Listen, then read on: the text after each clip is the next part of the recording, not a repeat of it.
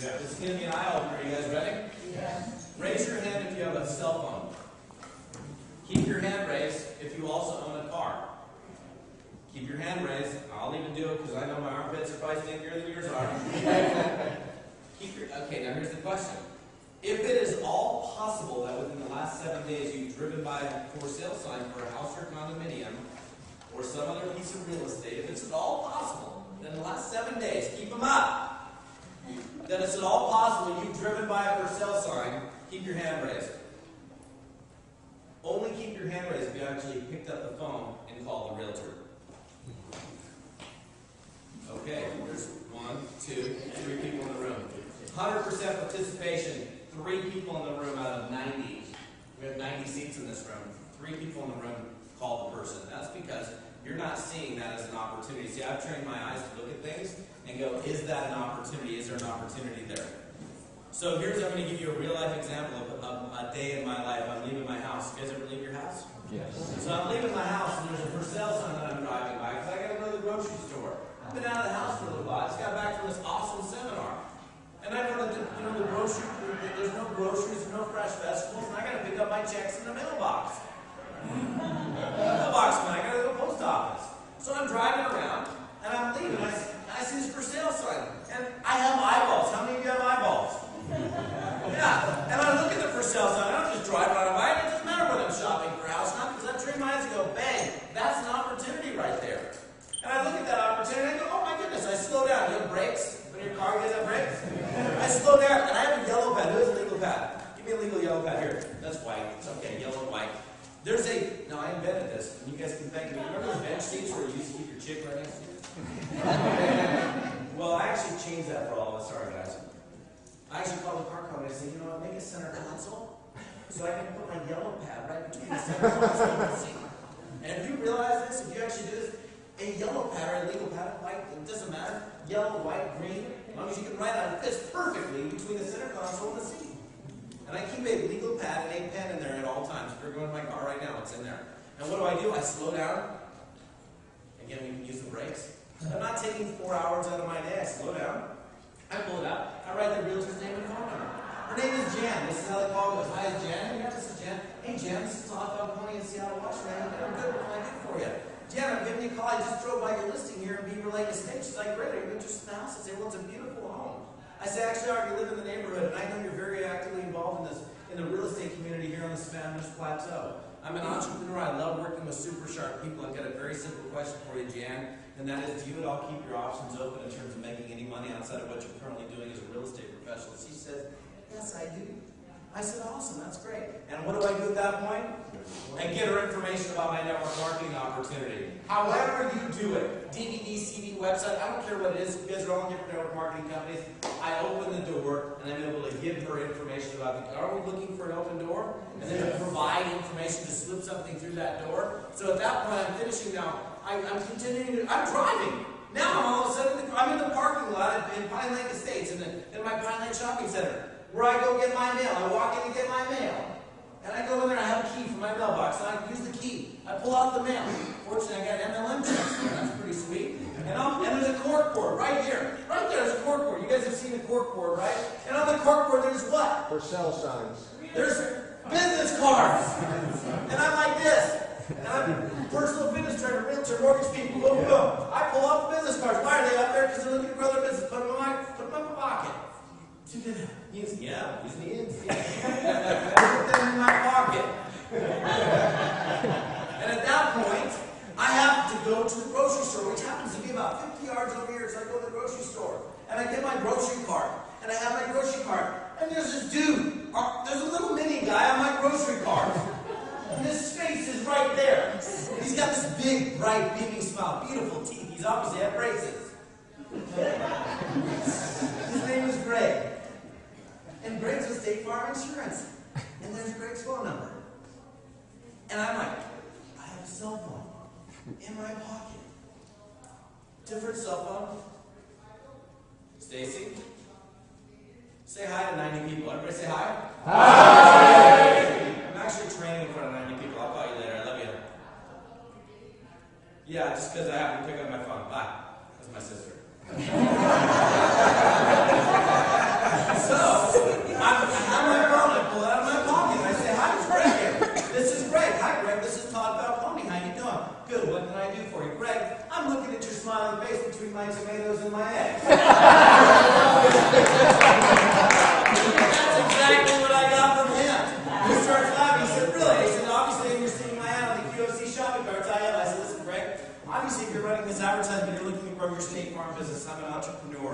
I love working with super sharp people. I've got a very simple question for you, Greg, and that is, do you at all keep your options open in terms of making any money outside of what you're currently doing as a state farmer? He said, I do.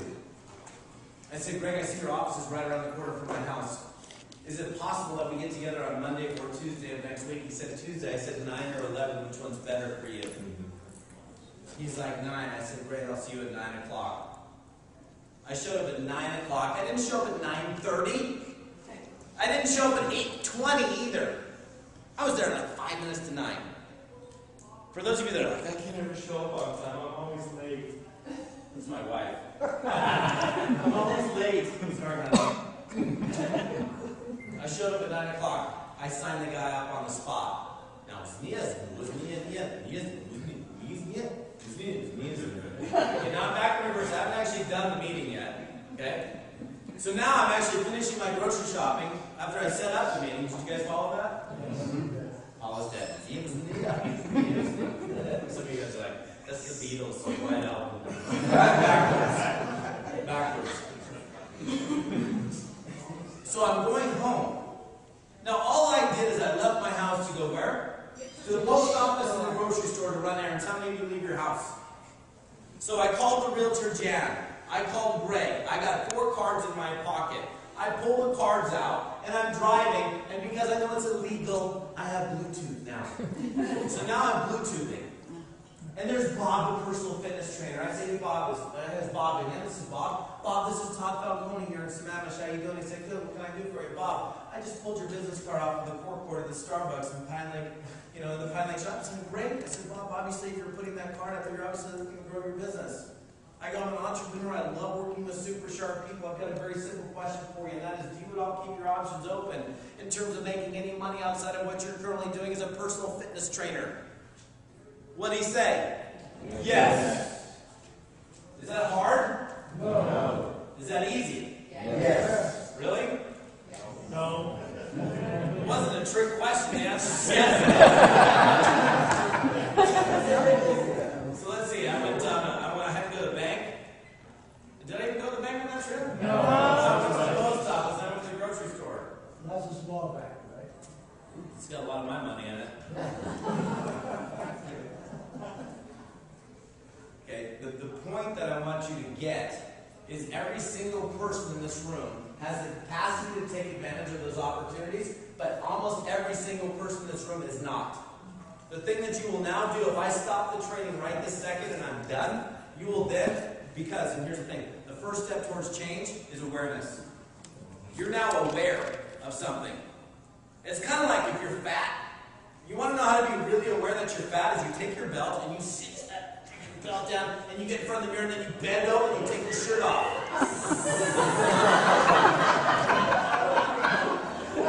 Sorry.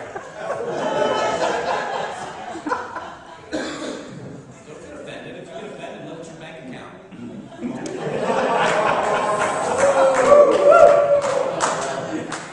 It's a breakout session. I won't cuss, but I'll piss you off. This is a business about personal responsibility. If it is to be, it's up to me, and I will wake your asses up. Look, this is not a tough business. It's going to require work, but you've got a prospect. I'm going to open up your eyeballs. How many of you will act differently now because of what I just shared with you? Okay? There are millions of people in these career categories. This is my #1 way of recruiting. After I discovered this method, I went hog wild with it. I was like, you got to be kidding me. I mean, you can send so many pictures of the phone. Bobby, hi, Bob. Talk about. That's not cute, Bob. You know, the funny thing is, I call this guy up one time. This is a true story. I call this Lita, and this is the answering machine. Yeah, this is Bob. And that's actually, I think his name was Bob. I called him. Yeah, this is Bob. And I'm so happy I can't flow right now. But if you leave him there, I'll give you and that was basically his message.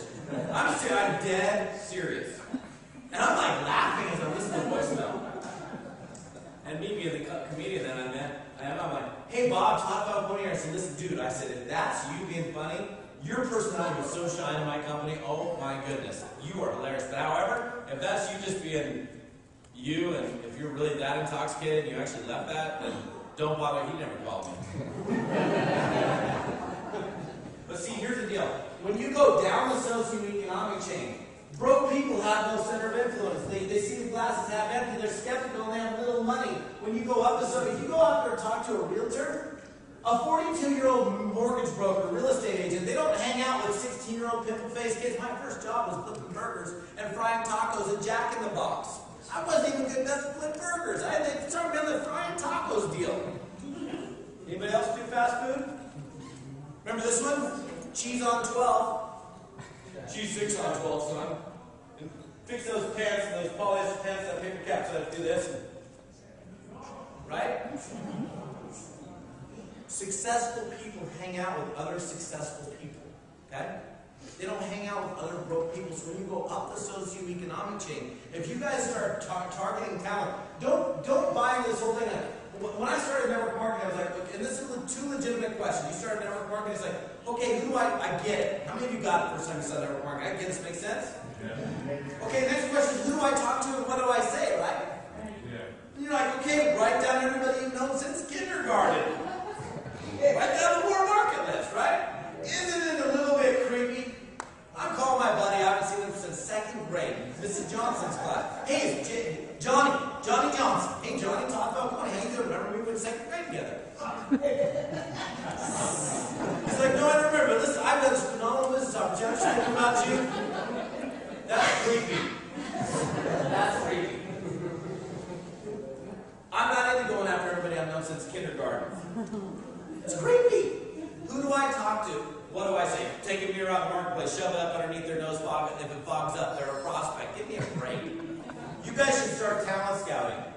Going after people that are like, that do, and here's the method. Okay, here's the bottom line of the method. I teach you with this method, recruiting professionals, how to go up the socioeconomic chain, going after people that are more likely to be successful in network marketing because of what they do already, and also be able to identify those people when you're generating leads on your own.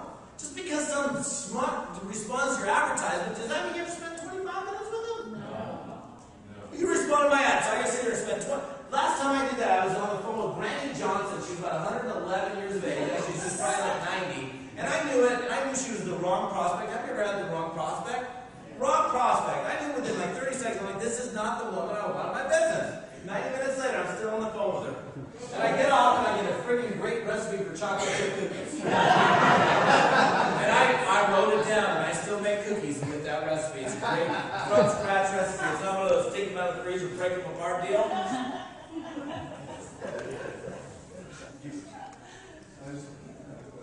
Questions later.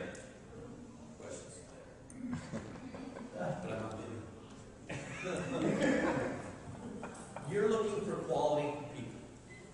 People that do what we do already. So I have a method, this method that going after realtors, insurance agents, financial planners, mortgage brokers, professional salespeople that already do what we do. They already get paid the way that we get paid. They're already experiencing life the way we're experiencing it. They're just doing it someplace else. So years ago, when I got sick and tired of dealing with broke, grumpy complainers, people that didn't have the money, didn't have the center of influence, I started to target and go after a different group of people. And you guys now at least have your eyeballs open, unfortunately, because of the limitations and time that I have. If you want to stay in this room, we can have 500 people in this same room later. You guys can all stay here and we can just keep on going. You guys ready? Yeah. How many of you will act differently as a result of what I just shared with you? Okay. So all I can really do in this breakout session is open up your eyeballs, and then because you have now awareness, you have now a choice, right? You can either choose to do what you were doing, and you'll drive by that for sale sign and you'll be like, damn. Are you really going to slow down, and you'll have a yellow pad in your car, or you won't? That's your choice. I don't care what you do. It's not my check. It's yours.